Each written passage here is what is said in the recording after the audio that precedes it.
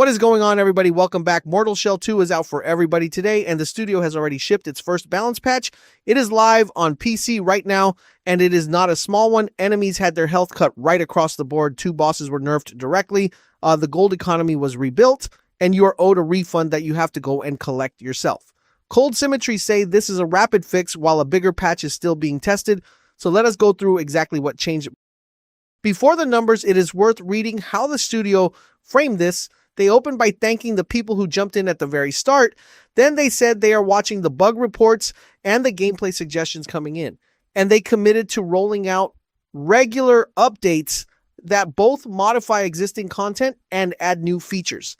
That second half is the interesting bit. Modifying existing content is exactly what this patch does. So this is not a one-off apology patch. It is the studio setting an expectation for how the next few months are going to go. Start with this one because it is the only thing in the patch that needs you to actually do something. Shell map locations used to cost you glimpses. They now cost Gloom instead. And every glimpse you already spent on a shell map is being refunded to you. Here is the part people are going to miss. That refund does not land in your inventory automatically. You have to go and pick it up from the Shellkeeper's alcove in Blackmarrow. The studio's reasoning was simple enough. Finding your favorite shell should not cost you the ability to bond with it. The gold economy got the biggest single rework in here. Gold drops from enemies have gone up significantly right across the game. And if you are farming in Mammon, enemies there now drop double the gold. The studio's explanation is worth understanding. They said the gold economy was out of line with how quickly you find weapon crafting items. So you were finding the materials but never had the gold to actually use them. If gold has been your bottleneck, that bottleneck is largely gone now. It is worth showing you why gold was the choke point. Every weapon upgrade at the Tarforge costs 2 things at once. It wants a crafting material called Ventrium, and it wants coin on top of that. In my own upgrade run, the ladder climbed steeply, going from +1 to +2 was 1 Ventrium and 100 coin. Going from +3 to +4 was 6 Ventrium and 500. So you would be sitting on the materials and still be short on money. That is exactly the mismatch the studio just described. The other economy change is the one I am happiest about. Smelting a weapon at the Tarforge now costs 75% less Gloom. That is an enormous cut, and the studio was refreshingly honest about why they did it. They said smelting was always meant to let you switch weapons freely.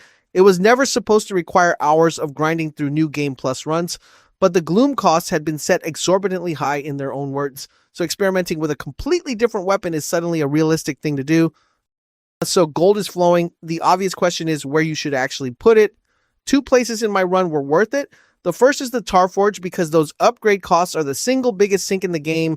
The second is Merrick, the merchant. He stocks what the game calls rare findings, and they run around 500 coin apiece. That price used to be brutal. Before this patch, you were choosing between 1 rare finding and 1 weapon upgrade tier. Now enemies drop significantly more, and the ones in Mammon drop a double. So you can realistically do both in a single session. And one honest caveat on the whole economy rework: gold got dramatically easier to come by, but material drops were left exactly as they were. So if Ventrium was your bottleneck rather than coin, this patch does not solve that for you. Now the part that changes how the game actually feels: every enemy that appeared in the open beta has been restored to its beta health values. That is a significant admission. It means the retail versions were tuned up from what people actually tested, and the studio has walked that back. The individual numbers are steep. The Mace Cultist lost about 21% of its health. The Rusted Knave lost roughly the same, and it also got a fix for its overhead strike. The Corinid Spider lost 1/3 of its health, and the Infested Stalker lost over half of its own. Those are not tuning nudges. A cut that size changes how many openings a fight gives you, and it changes which weapons stay viable against it.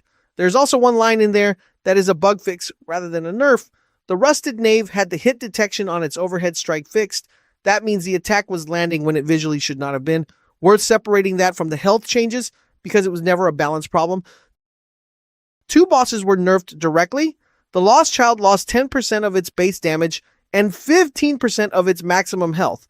The Monolith got hit harder than that. Its base damage came down 19%. And its health came down 10. But there is a line in there that matters more than any of the numbers. Some Monolith attacks were retimed to be more fair. That is not a damage tweak at all. That is the studio agreeing the fight was reading badly. Retiming an attack is the kind of change you only make when people are dying to something that looked unfair rather than something they misplayed. There is one deliberate exception to all of this. The Carinated spider in Magdalena's area was not restored to its beta values. The studio kept that one dangerous on purpose. Their reasoning is that it is meant to be a genuine threat, and it does not respawn once you have killed it, so it is a set piece rather than an obstacle, and that tells you the philosophy behind this whole patch. Cold Symmetry described it as bringing the experience back in line with the open beta and their own vision. This was not a difficulty surrender, it was a correction. The weapons got a proper pass too. The Great Martyr's Blade gained 20% attack damage, and the Troubadour's Loot had its damage doubled, which is a gigantic swing for a single weapon. 2 more had a restriction lifted entirely. The Caged Hystrix and the Triarch Repeater no longer need a minimum resolve to fire. The Axitana and the Black Needle and the Clockwork Scythe all got better tracking on their light attacks. And there is one quiet change in the seals that might be the sleeper of the whole patch. Guard can now be used while walking. That sounds tiny written down. In practice, you can hold an approach without committing to standing still, and that changes how you open a fight. 5 Tarstones were buffed in this patch. The Parasitic Stone and the Grudge Stone both got improved. So did the Cleric Stone and the Squall Stone, and the Bulwark Stone had its damage reduction increased significantly, which is the one I would revisit first. Now here's my honest note on all of this. The patch does not say by how much any of them changed. Buffed is the entire description we were given, so if you had written a stone off as useless, it is worth testing again rather than trusting the old numbers. It also means nobody can tell you yet whether these are small nudges or real changes. That is worth knowing before you rebuild a whole loadout around one of them. The studio also flagged what they are working on next. There is a bigger patch already in development, and they say it has to be thoroughly tested first. Beyond that, they named 3 things getting extended in future updates. Night mode is the 3 they named are night mode and Tarstones and PP items. That is genuinely interesting because night mode has been one of the most talked about parts of this game since launch. What none of it comes with is any detail about what those extensions actually are. And that is the honest part of this. There is no date on the bigger patch. There is no date on the night mode or Tarstone extensions either. The console situation is the one that will frustrate people the most. Balance Patch 1 is live on PC only right now. PlayStation 5 and Xbox Series are getting it, and the word the studio used was shortly.